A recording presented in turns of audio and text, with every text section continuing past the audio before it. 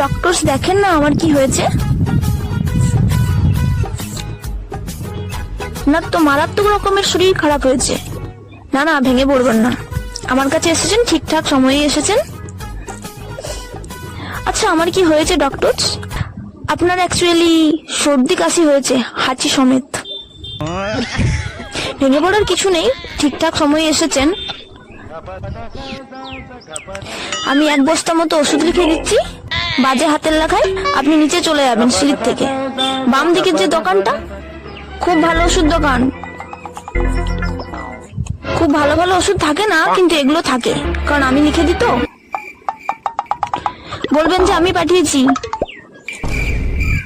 ওরা হাতের লেখা তো বুঝতে পারবে না, ওরা এমনিতেই দিয়ে দেবে, কারণ যে কোনো রোগের আমি এই ওষুধগুলোই দিই।